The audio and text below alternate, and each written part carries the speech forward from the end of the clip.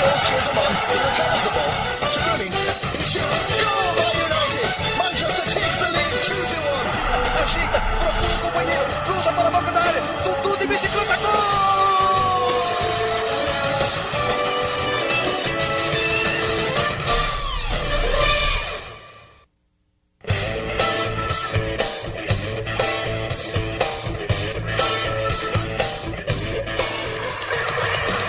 El pibe de oro, Diego Armando Maradona, al braccio della moglie Claudia. Eccolo. Il saluto con Ferraino, il suo presidente, con Canizza. Ci ha raggiunto, Diego. Eccolo qua. Grazie per ascoltare. What makes a man a sports legend? What mechanism goes into making an athlete a myth, an authentic icon of an era, of a team, of a nation, or of the sport itself? Diego Armando Maradona's life and career are filled with those elements that allow his image to be surrounded by the legendary halo which is the privilege of very few sportsmen. His myth that had been built throughout his football career became a reality, and it was destined to grow even larger.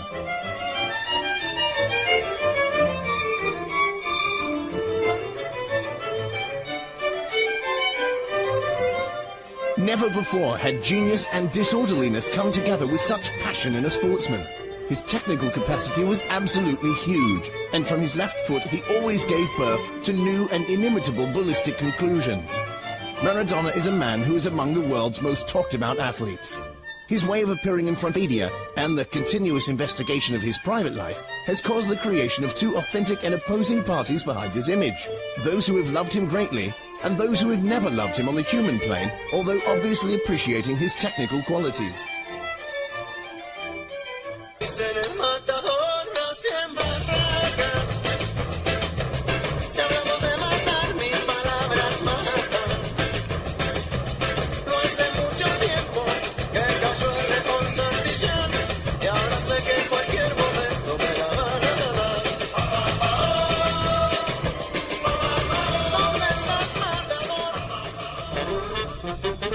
Diego Armando Maradona was born on the 3rd of October 1960 in Lanús, a poor suburb of Buenos Aires. The poverty of his childhood will mark him forever. Many of the attitudes that will constitute his personality, from his rebelliousness to his love for maples, could be traced back to those first years of his life. It's during this time that Diego, like the majority of boys his age, practices the shots that will eventually make him famous throughout the world, and already starts cherishing those dreams that will one day become reality.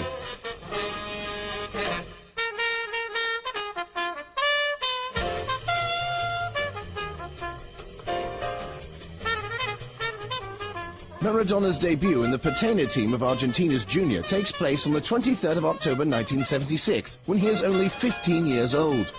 The boy's qualities are incredible. The way he plays enchants the Argentinian spectators, and the eyes of the whole football world start focusing on the young talent. Maradona remains in Argentina's Junior for 5 seasons, scoring 116 goals. No shot is impossible for him. The almost exclusive use of his left foot doesn't limit the fantasy and genius of the way he plays. Sunday after Sunday, his fame keeps growing, and people start flocking in droves to watch the phenomenon they call Pibe de Oro.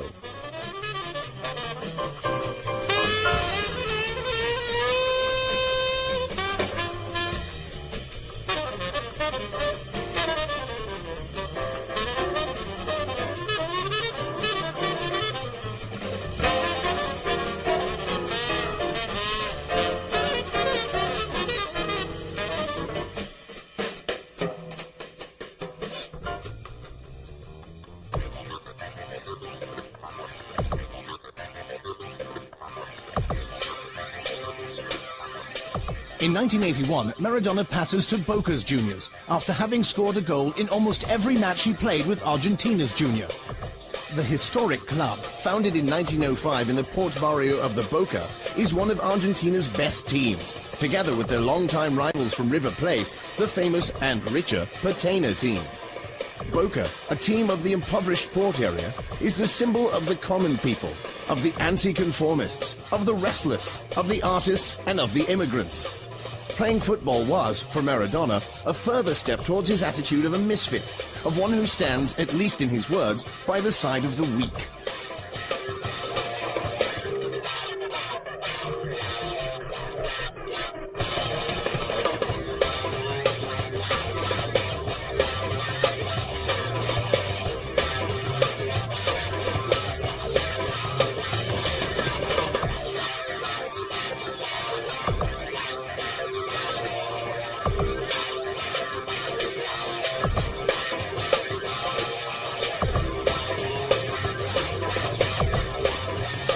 Maradona plays 40 games in the yellow and blue, scoring 28 goals and winning the championship in 1981. Having immediately become the idol and symbol of the supporters of the Commoner, the famous Boca Stadium, Maradona expands his popularity to the whole of Argentina. Even in Europe, he is recognized for what a jewel he is. A jewel which the Buenos Aires team is forced to sell due to financial problems. Maradona, increasingly desired by Barcelona, will leave Boca promising himself that he will wear their jersey again.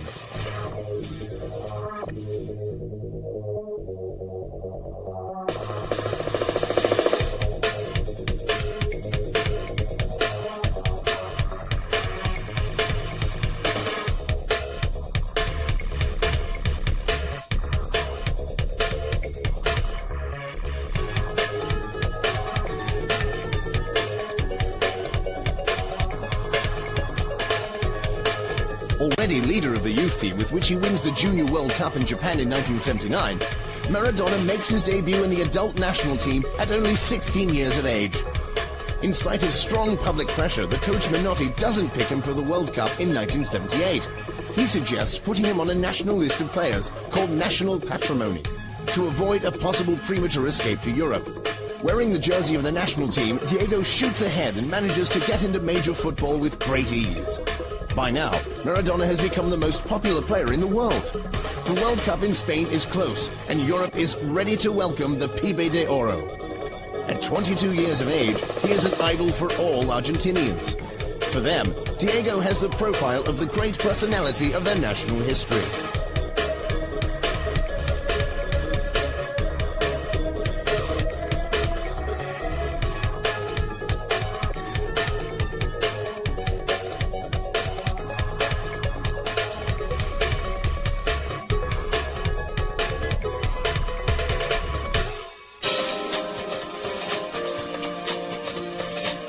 After Gardel, Evita Perón and Che Guevara, there is Maradona.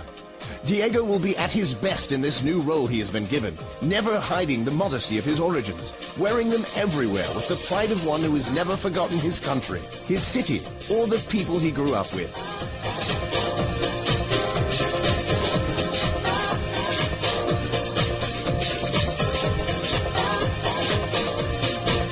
After having captured the world's imagination with his technical abilities and having made millions of people dream with his style of play, Diego Maradona returns to Argentina. After a very short spell in 1993 with the Argentinian team's old boys and a few brief moments as a coach, Maradona returns to his beloved Boca Juniors. The welcome that the Commoner extends to him on the 7th of October 1995 is both extraordinary and moving. Maradona plays another 2 seasons for the Boca, playing 29 matches and scoring 7 goals. But by now, he is not the Diego we had seen in Argentina before his departure. The familiar problems with drugs, disqualifications, the terrible relationship with the media displaying an increasingly morbid curiosity about his private life, hit him again and again.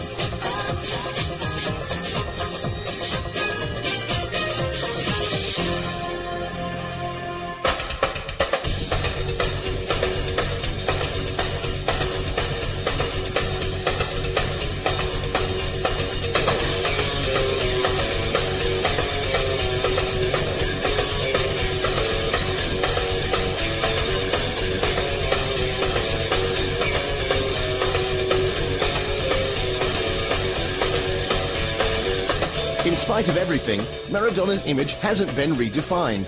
The Pibe de Oro always manages to get him spoken about and to give the impression of being ready for an umpteenth return. After every controversy, he seems to find the strength to reaffirm himself publicly, often transforming the accusations he is subjected to into suspected plots of which he is the victim. la gente del Tribunale di Disciplina ha capito che io stavo bene, che non avevo preso niente, e bueno, per quello mi hanno dato il perdono adesso, però io continuo la causa, perché io voglio sapere chi è, se il nemico sta vicino a me. Questa è la cosa più dolorosa.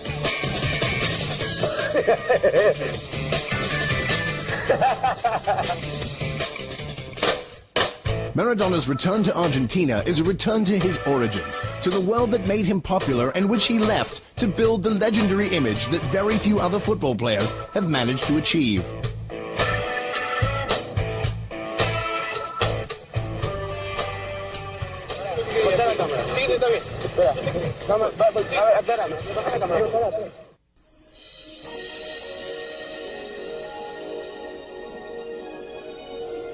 In June of 1982, Maradona signs a contract with Barcelona. A few days later, the Spanish World Cup begins, and Argentina, the current world champions, will make their debut at the Camp Nou at Barcelona. The whole city excitedly awaits the new favorite's arrival. The pressure on Maradona keeps growing.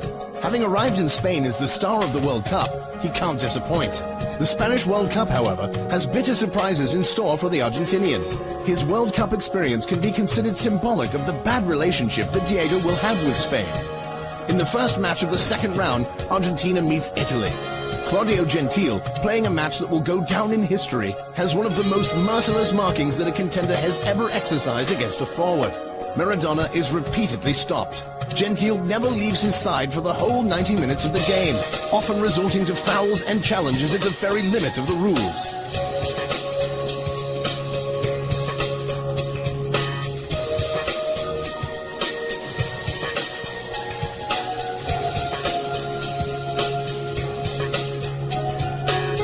With one foot already outside the World Cup, Argentina has to win against Brazil in order to hold the qualification to the semi-finals.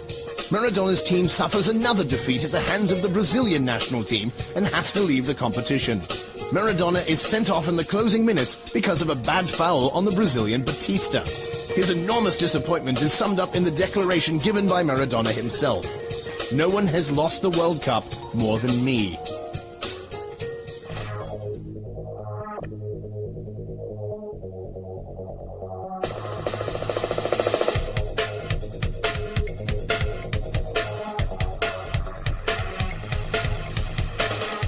For Barcelona, Maradona's purchase represents their attempt to establish a long-term dominance of Spanish football. An attack aimed towards the hegemony led by Real Madrid, a project as ambitious as it was envied.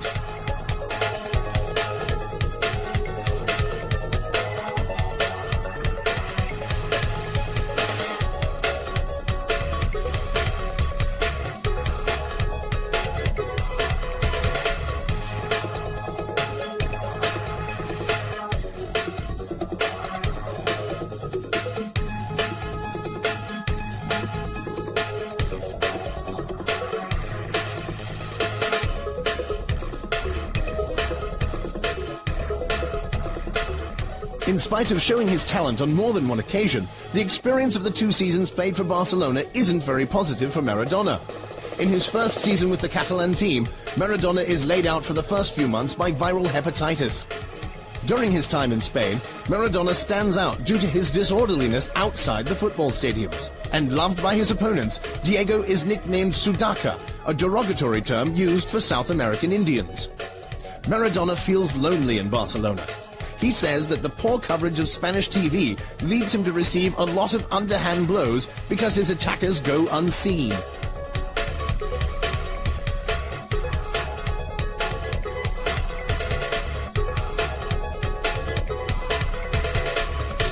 On the 23rd of September 1983, his experience in Spain reaches its lowest point. During a match against Atletico Bilbao, a challenge by the defender Goigo Che leads to a fracture of his left foot and the rupture of a ligament. Fortunately, Dr. Oliver's treatment puts him back on his feet in record time. Diego's prehensile foot, as sensitive and precise as the hand of a basketball player, a very particular type of sniper's weapon, goes back to functioning perfectly.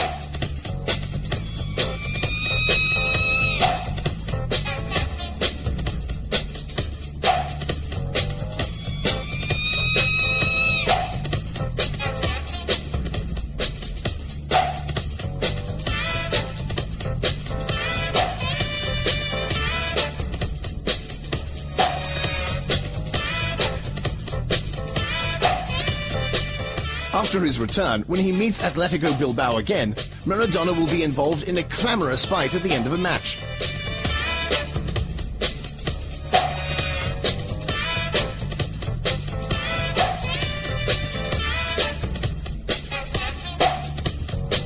It's so bad that he even goes to King Juan Carlos to apologize for what happened.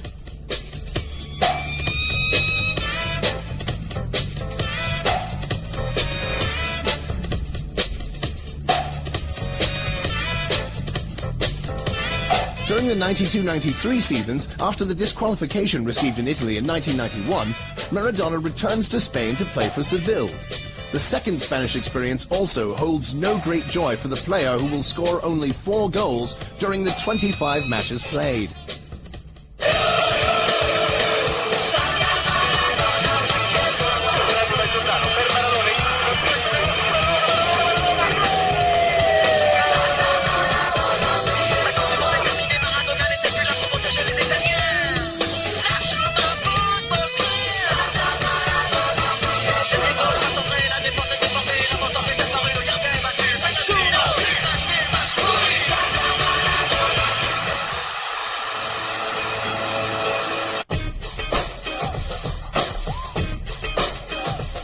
There is no city more suitable for Maradona's Italian experience than Naples, where on the 5th of July 1984, he was introduced to the supporters.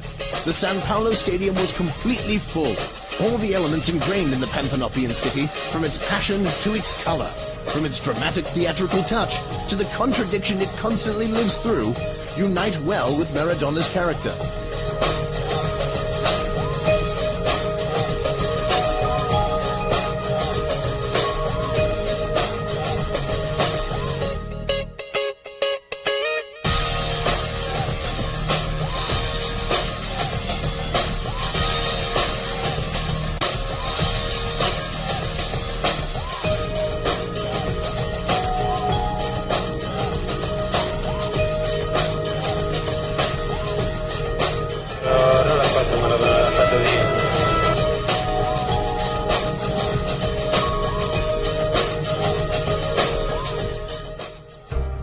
The marriage between Diego and Napoli lasted 7 years.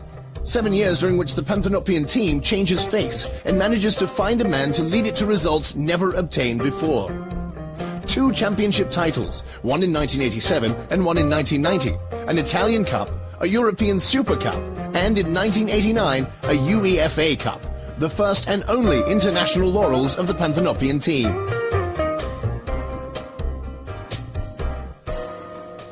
Playing for Napoli, Maradona matures even more as a football player. At grips with a difficult but stimulating championship, such as the Italian one, spoiled by a city of which he becomes the king, each and every Sunday Maradona performs inimitable moves.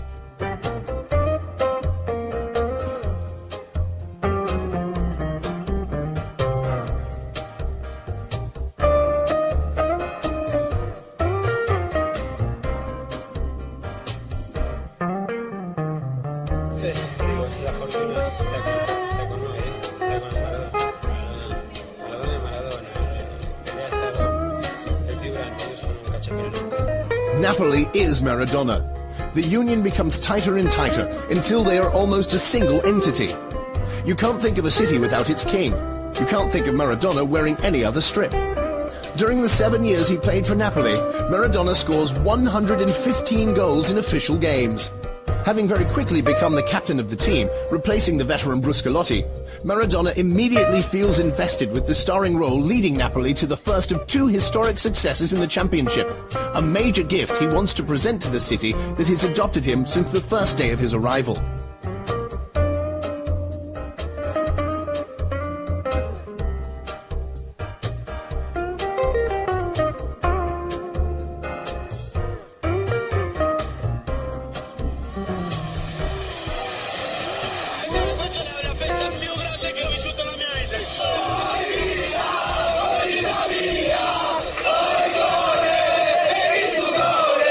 Io ho una piccola cosa da dire.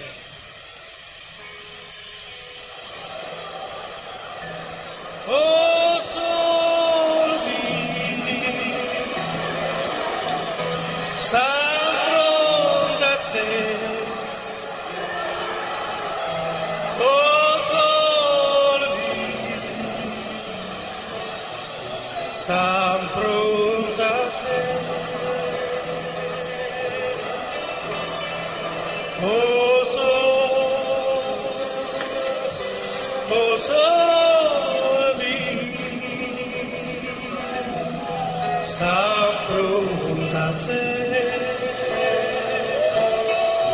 stavo da te.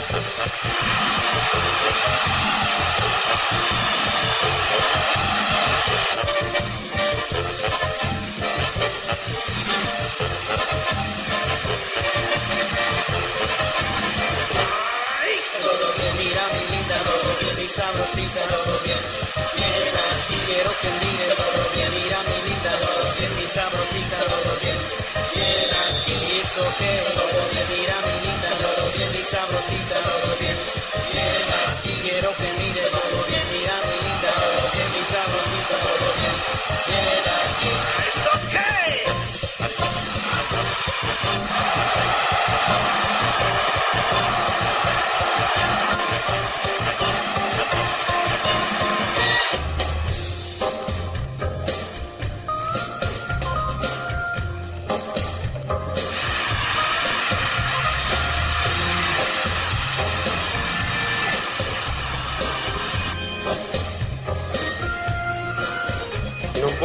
Non puoi essere stanco perché sennò hanno ragione quelli che parlano.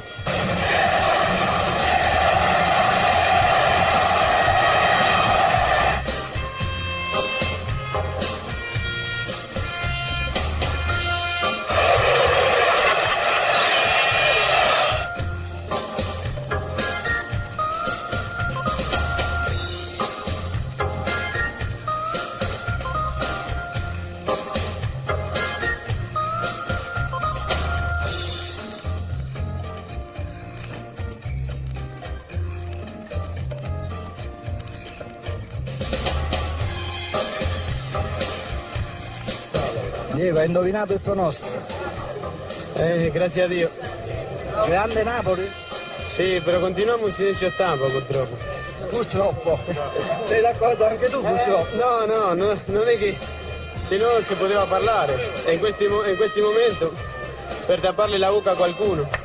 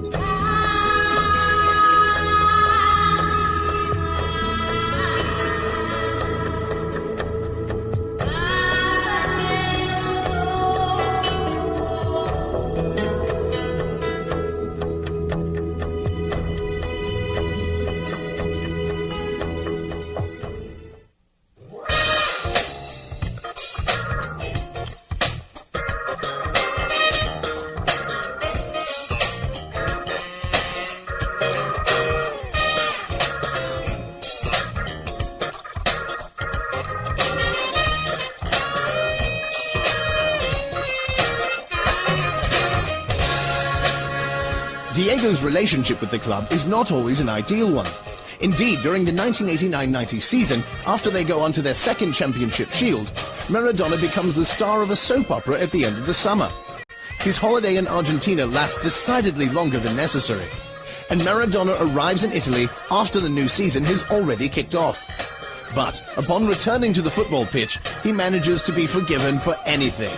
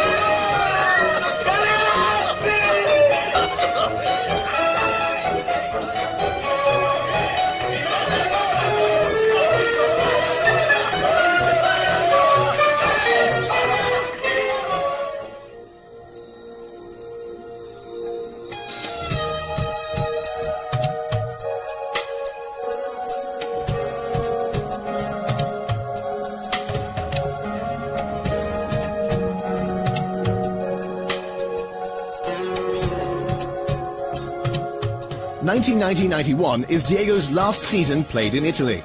The rumors about his drug use are more and more insistent, and his relationship with the club steadily worsens until March of 1991 when, after failing a drug test, he is disqualified for 15 months. As a result, Maradona leaves Naples and Italy.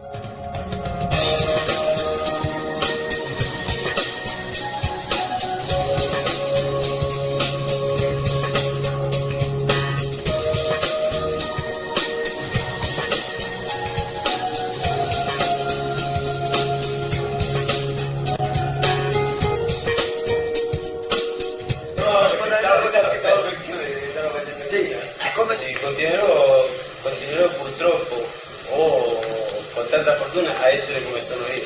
Non mi cambierà nessuno, non temo, non ho paura.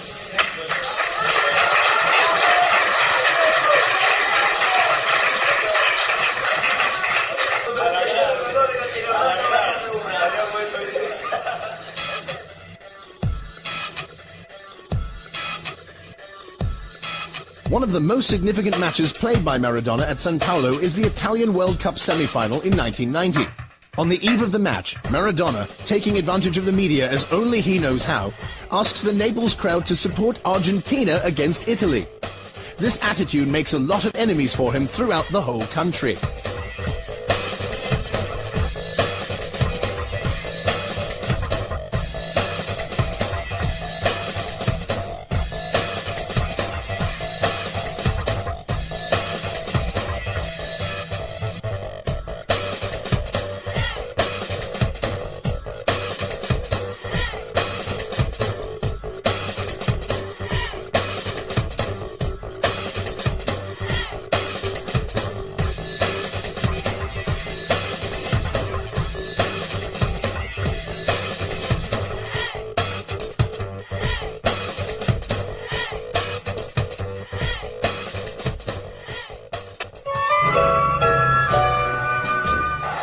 Da partida, o rebate volta para o Brasil no campo de defesa pelo setor esquerdo, para do Ricardo Gomes, recolhe para a seleção do Brasil, protege bem a bola no recuo, meteu para Galvão, Galvão de perna direita à frente do círculo central, meteu boa bola outra vez para Dunga, Dunga tem Careca, Miller se mandando pelo comando, tentou o toque na frente para Alemão, deu errado, vem para cortar Trólio, Trólio para Maradona, gol!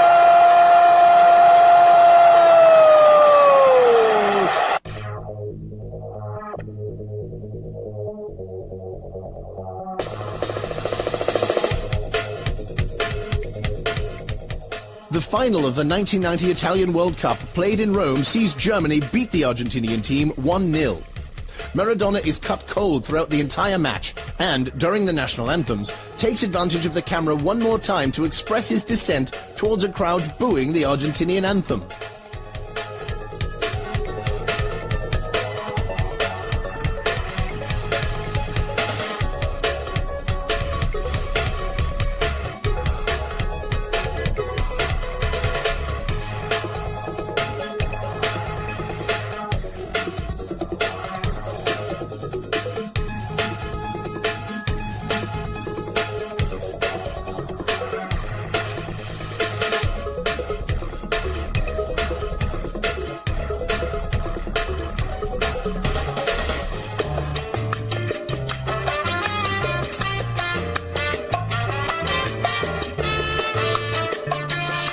Maradona's relationship with Italy is definitely a tense one. After the World Cup event, Maradona manages to become the mouthpiece of protest that goes well beyond the simple aspect of sport. Off the pitch, he dedicates himself to an intense conflict with everything and everyone, refueled each week. A symbol for the citizens of Naples, he becomes an inconvenient personality who doesn't know the art of diplomacy and always speaks his mind. Credo che oggi abbiamo capito che stiamo giocando contro di tutti. Contra tutti quanti. Appunto, ma per vincere bisogna giocare contro tutti, no? Sì, no, non si gioca solo con l'Inter, si gioca contro tutti quanti, perché oggi abbiamo capito dentro del campo che non stavamo giocando solo contro la Fiorentina. Ok? Vuol capire, capisci? Sì.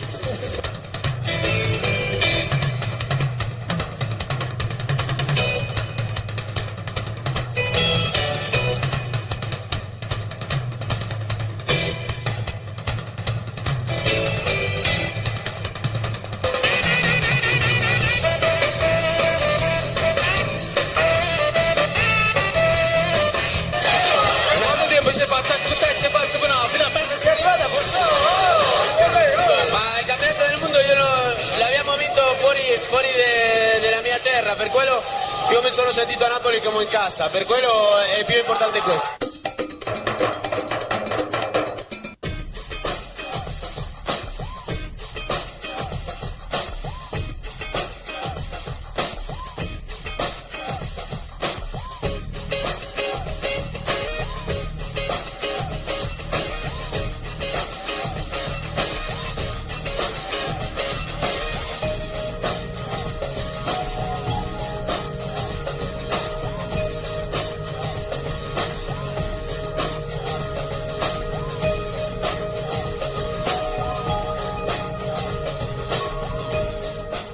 Maradona arrives in Mexico on its knees due to a recent earthquake in perfect condition for the 1986 World Cup.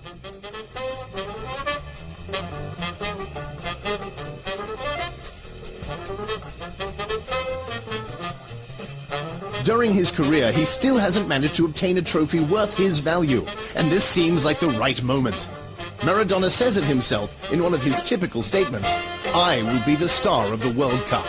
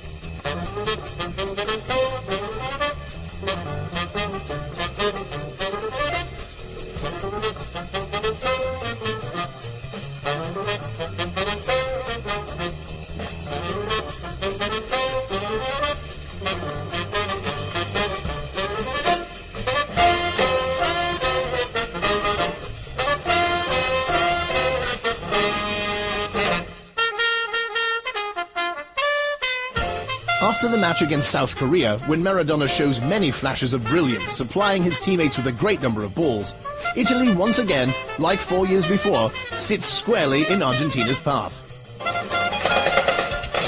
But this time, the result of the match is different. The final 1-1 result is decided by Diego himself, with a beautiful tuck with his left foot, which leaves the goalkeeper, Giovanni Gallia, dead on his feet.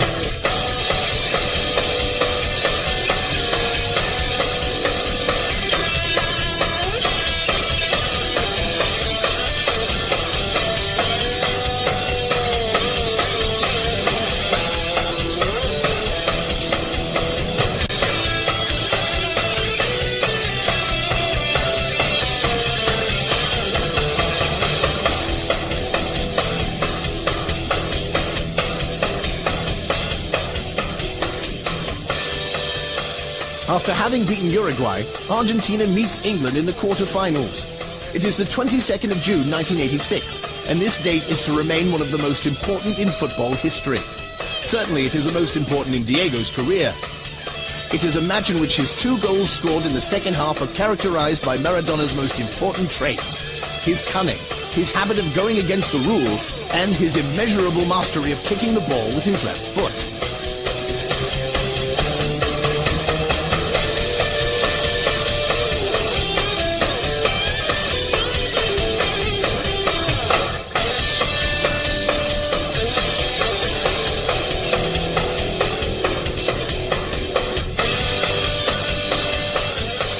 The goal which takes Argentina into the lead is scored with a quick sleight of hand which Maradona will attribute to God. The second goal is probably the best goal in the history of football. With only 1 foot, Maradona brings half of the English team to their knees to score the goal that will permit Argentina to reach the semi-finals. Maradona turns like a little eel, he comes away from trouble. Little squat man comes inside Butcher, leaves him for dead. Outside Fennick leaves him for dead and puts the ball away. And that is why Maradona is the greatest player in the world. He buried the English defence. Extraordinario de la historia del Mundial.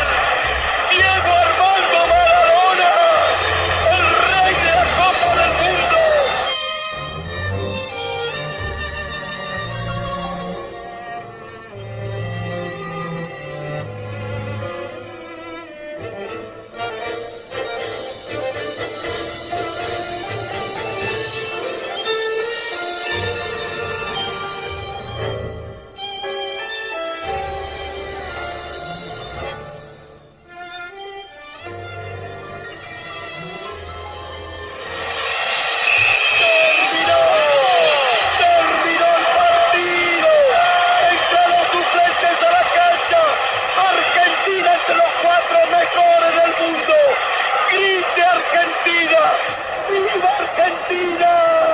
Argentina semifinalista, se abraza, Bilardo se abraza con estos momentos.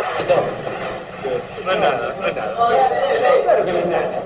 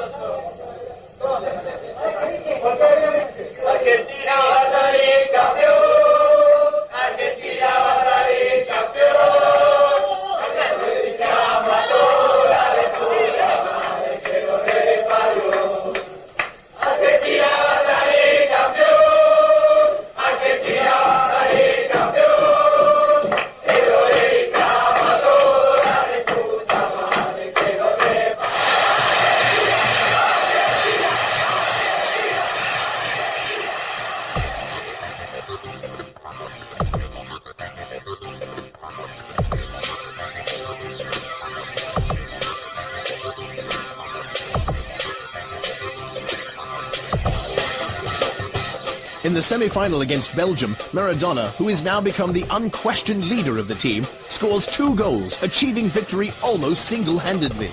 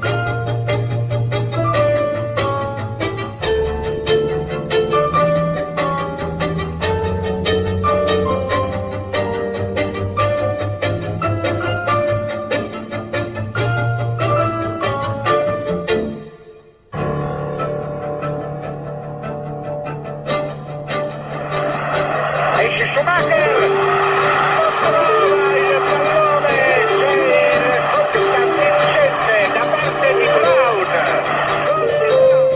Che sbarca Valdano, il quale è a zero per l'Argentina. Valdano, raddoppio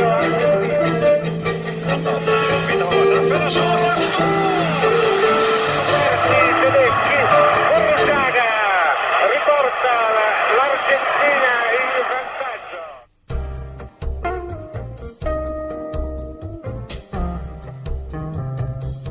Maradona's only regret would be that he didn't score a goal in the final. The World Cup is won anyway.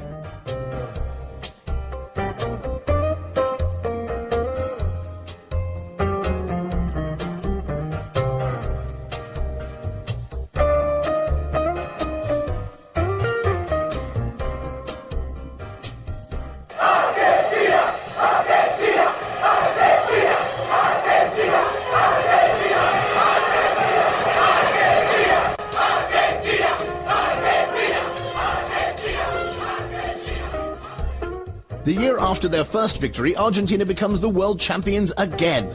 Maradona is the best player of his day, with the whole football world at his feet. Argentina welcomes him like a king.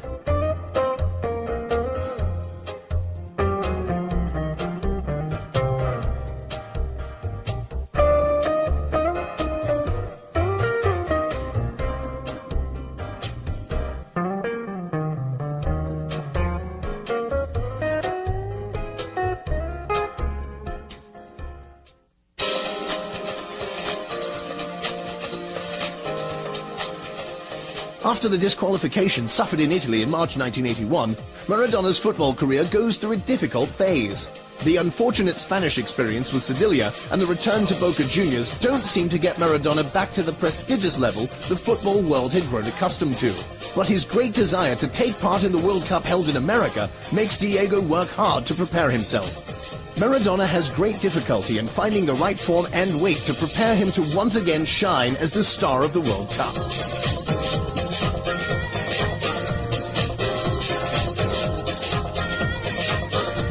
The whole football world is obviously interested in Maradona's return, which could bring excitement and interest to a championship held in a country that has definitely not had much to do with football. Maradona proves to be in good form, and the first two matches played by Argentina lead the football officials to consider the South American national team as one of the leading contenders for the championship.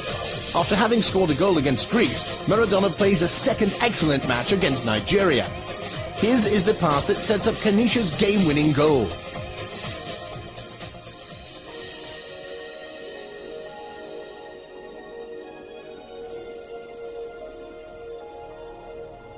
This, though, will be Maradona's last performance during a World Cup.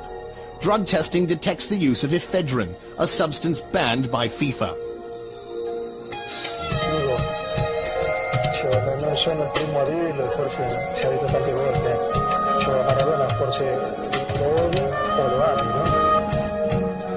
Controversy quickly follows. Accusations fly back and forth, seemingly without end.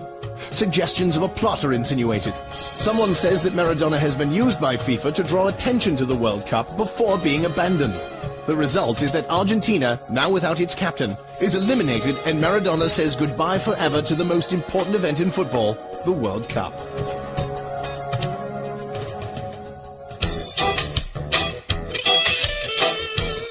Maradona's history is a beautiful script where everything seems to find an explanation, where every professional and personal event seems to find a reason. Cuba is where we can find the Argentinian genius today off the football field. His image, full of elements linked to his personality, but without a doubt also carefully crafted and maintained, has always been that of one man against the football institutions. A champion of the people and voice of the downtrodden. The tattoo of Che Guevara on his arm and his staying in Cuba, although partly for health reasons, seem to reinforce this.